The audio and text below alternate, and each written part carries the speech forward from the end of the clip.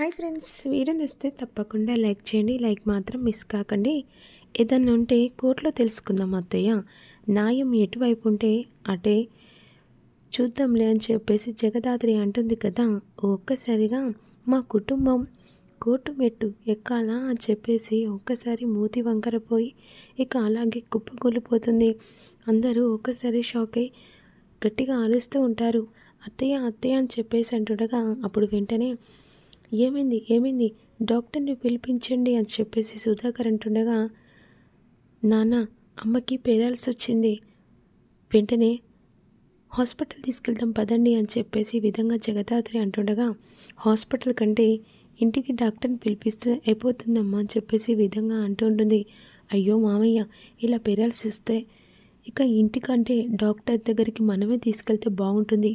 అప్పుడు నిషి కోపంతో, ఏదన్నా పాఠాలుంటే నీ స్కూల్లో చెప్పుకోవే, మా దగ్గర కాదే అని చెప్పేసి కోపంతో అంటూ ఉంటుంది నిషి పిచ్చి పట్టిందా నీకు?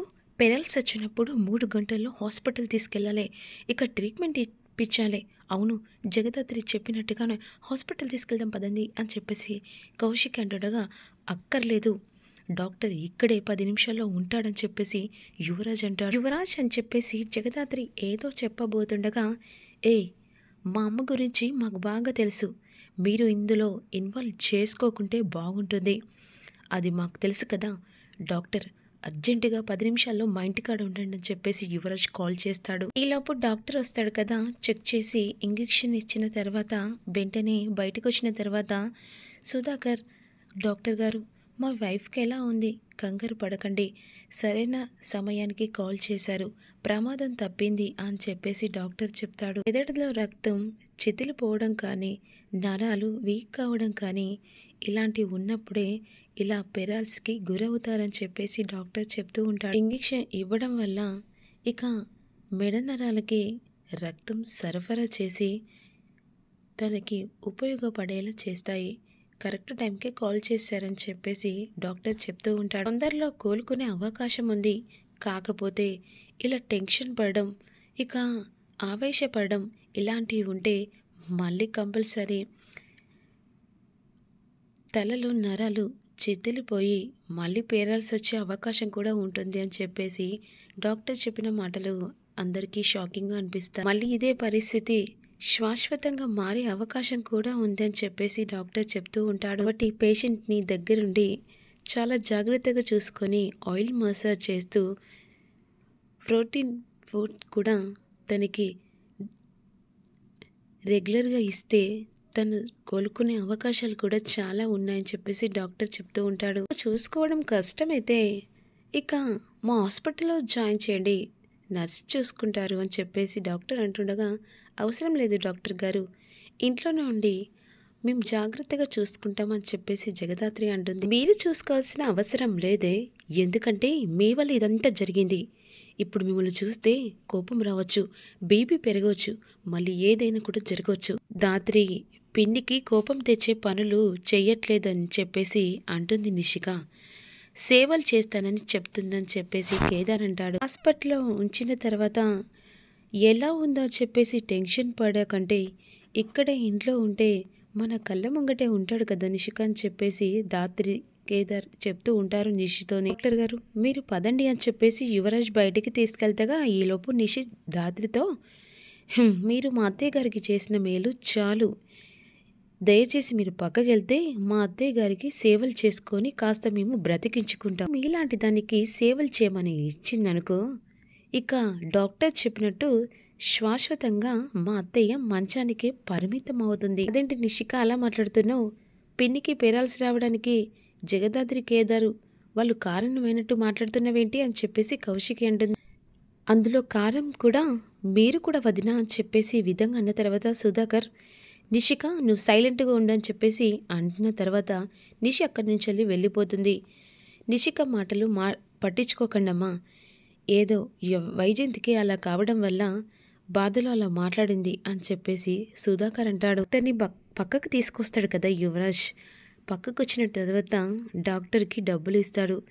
చాలా థ్యాంక్స్ డాక్టర్, టైంకి వచ్చారు, హాస్పిటల్ తీసుకెళ్తుంటే మా అమ్మకి పెరాల్స్ రాలేదని బయటపడేది అని చెప్పేసి అతనికి డబ్బులు ఇచ్చి మేనేజ్ చేస్తాడు. మీరేదో కారణం చేత ఇలా చేశారని మాకు అర్థమైంది. ప్రాణాలను కాపాడమే కాదు, మీలాంటి వాళ్ళ ప్లాన్స్ కూడా బ్రతికించడమే మాకు అలవాటే అని చెప్పేసి డాక్టర్ అంటాడు. ప్రాబ్లం ఉన్న ప్రతిసారి మీరు ఇలా వస్తూ ఉండండి. మీరు అందుబాటులో లేకపోతే మనకు సెట్ అయ్యే డాక్టర్ని పంపించండి. అలాగే యువరాజ్ అని చెప్పేసి డాక్టర్ అక్కడి నుంచి వెళ్ళిపోతాడు. వెనక్కి తిరిగి చూసేసరికి నిషి ఉంటుంది. నిషిని చూసి యువరాజ్ షాక్ అయిపోతాడు. అంటే అత్తయ్యకు నిజంగానే పక్షవాతం రాలేదా యువరాజ్ అని చెప్పేసి అన్న తర్వాత ఫ్లాష్ బ్యాక్ వెళ్ళిన తర్వాత వైజయంతి నాటకం అన్నట్టు బయటపడుతుంది. నిజంగానే అత్తయ్యకు పెరాలసిస్ వచ్చిందని ఇంట్లో తెగ పర్ఫార్మెన్స్ ఇచ్చానని చెప్పేసి నిషి అంటుంది. పర్ఫార్మెన్స్ అలా ఉంటేనే అందరూ నిజం అనుకుంటారు నిషిక.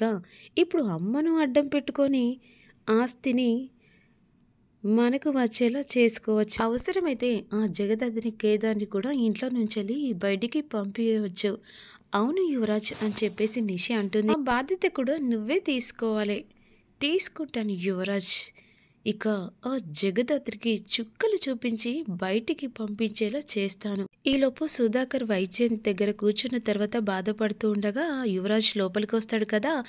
భయపడాల్సిన అవసరం లేదా అని చెప్పేసి అంటుండగా, భయపడాల్సిన అవసరం లేదు నాన్న, నేను నిషిక చూసుకుంటాము, నువ్వు టెన్షన్ పడకు అని చెప్పేసి యువరాజ్ చెప్తూ ఉంటాడు. మొత్తానికి అత్తయ్య గారు సూపర్ యాక్టింగ్తో ఇంట్లో జరగబోయే దారుణాలన్నిటికీ చెక్ పెట్టేశాడు. ఎవ్వరికీ ఏ అనుమానం రాకుండా సడన్గా అలా ఎలా యాక్టింగ్ చేసింది యువరాజ్ అని చెప్పేసి నిషి యువరాజ్ని అడుగుతూ ఉంటుంది. అత్తయ్య ఇదివరకు ఏమన్నా స్టేజ్ యాక్టింగ్గా చేశారా అని చెప్పేసి నిషి అడుగుతుండగా, అలా ఏం లేదు నిషిక్ అని చెప్పేసి యువరాజ్ అంటాడు. కౌశికి అక్కకి చెక్ పెట్టడానికి అలా చేసిందమ్మా.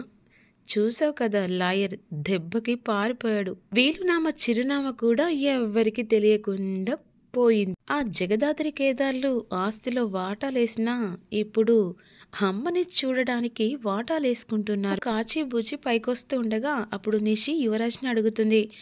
ఇలా ఎంతకాలం యువరాజ్? డాక్టర్ చెప్పారు కదా కాస్త టైం పడుతుందని చెప్పేసి యువరాజ్ అంటాడు. డాక్టర్ కూడా తక్కువ పర్ఫార్మెన్స్ చేయలేదు. సీరియస్గా ఇంజెక్షన్ ఇవ్వడం, ఇక సీరియస్గానే పక్షవాతం వచ్చినట్టు తెగ పర్ఫార్మెన్స్ చేశాడులే అని చెప్పేసి నిషి అంటుంది. ఆ డాక్టర్ మనం చెప్తేనే చేశాడు అని చెప్పేసి అంటుండగా ఈలోపు కాచిబూచి పైకొస్తారు. నిషి యువరాజ్ మాటలు వింటూ ఉంటారు. మొత్తానికి భలే ప్లాన్ చేశారని చెప్పేసి అనుకుంటుండగా, ఇదంతా అమ్మ ప్లాన్ చేసింది అని చెప్పేసి యువరాజ్ అంటాడు. కాచి ఇదేంటి బూచి, పెద్దమ్మ కాలు చెయ్యి పడిపోతే వీళ్ళు పడి నవ్వుకుంటున్నారేంటి? దిసి పెద్దమ్మకు పక్షవాతం కాదా, యాక్టింగ్ అంటావా అని చెప్పేసి కాచికి అనుమానం వస్తుంది. యాక్టింగే అయ్యొచ్చు, ఎందుకంటే అత్తయ్య కాలు చేతులు పడిపోతే ఇక ఆస్తి మొత్తం వీళ్ళ పేరు మీద అని చెప్పేసి యాక్టింగ్ కూడా చేసే ఛాన్స్ ఉంది.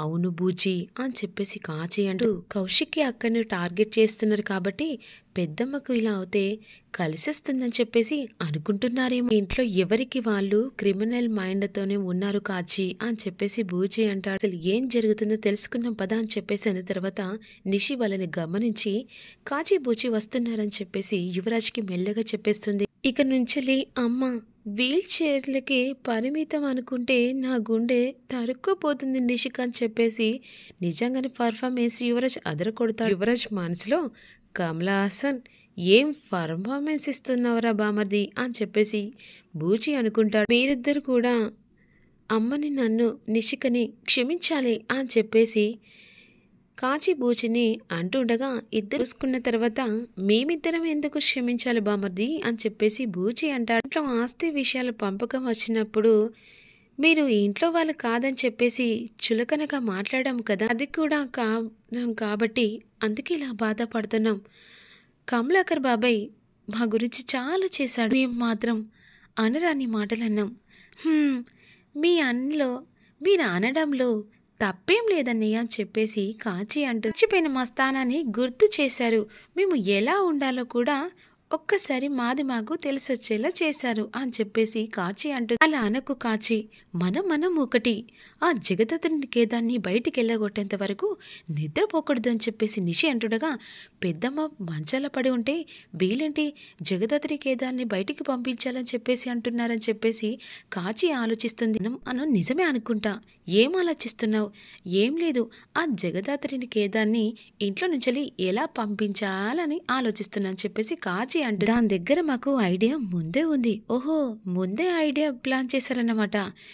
ఇప్పుడు అత్తయ్యకు ఎలాగో పేరాల్సి వచ్చింది కాబట్టి మేము చూసుకుంటామని చెప్పేసి అంటుంది కదా జగదాత్రి. పక్షవాతం వచ్చిన వాళ్ళని చూసుకోవడం అంత వీజేమి కాదు. ఉన్నంత వరకు చేసి ఇక నా వల్ల కాదు అని చెప్పేసి ఇంట్లో నుంచి వెళ్ళిపోతుంది. సూపర్ నిషిక. పెద్దమ్మకి ట్రీట్మెంట్ ఏంటో తెలియదు కానీ ఆ జగదాత్రి తల పొగరికి మాత్రం భలే ప్లాన్ చేసావని చెప్పేసి కాచి అని చెప్పేసి ఊరికే ఉండకూడదు. ఏమాత్రం తేడా జరిగినా అత్తయ్య ప్రాణానికే ప్రమాదం జరుగుతుంది అని చెప్పేసి కాచి బూచి అంటే, అరే స్వాతి ముత్యం, అక్కడుంది మా అమ్మ వైజయంతిరా.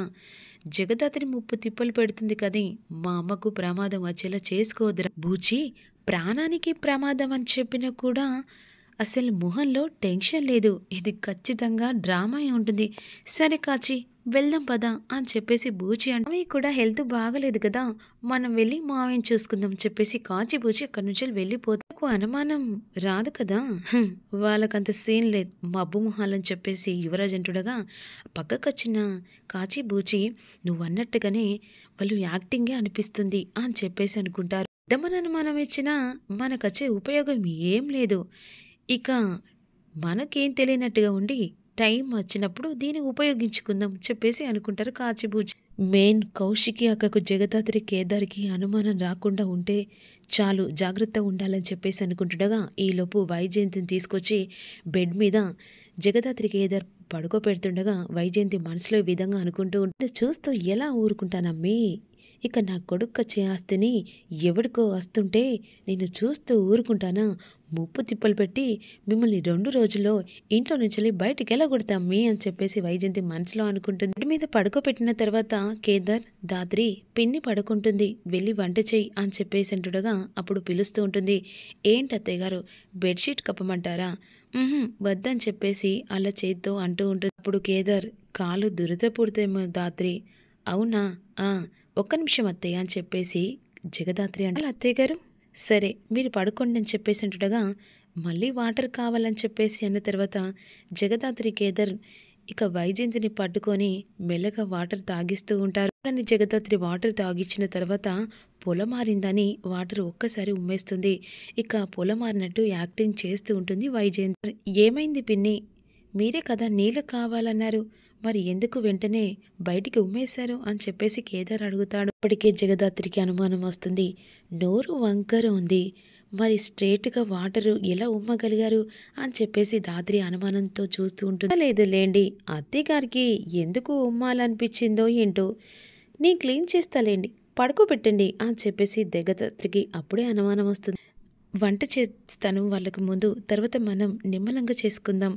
ఇక పిండికి ఏం చేస్తావు, ఓట్స్ చేస్తానని చెప్పేసి జగదాత్రి అక్కడ తూసేసి వెళ్ళిపోతుంది.